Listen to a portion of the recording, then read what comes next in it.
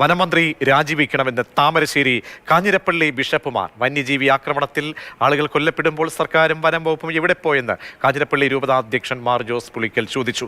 കാഞ്ഞിരപ്പള്ളി പാറത്തോട്ടിൽ നടന്ന ഇൻഫാം സംസ്ഥാന അസംബ്ലിയിൽ പങ്കെടുത്ത് സംസാരിക്കുകയായിരുന്നു ഇരുവരും.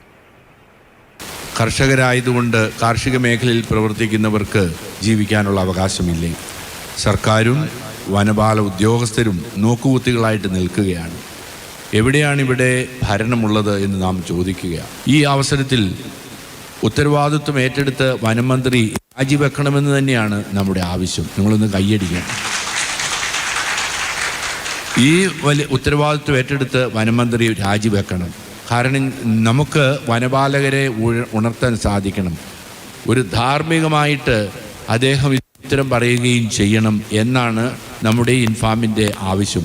നമുക്ക് വരുന്ന ആളുകളിൽ ശക്തമായ പ്രക്ഷോഭമായിട്ട് നമ്മൾ മുന്നോട്ട് പോകുക തന്നെ ചെയ്യും. ഇവിടെ ഒരു സർക്കാരുണ്ടോ എന്ന് ഞങ്ങൾക്കറിയണം.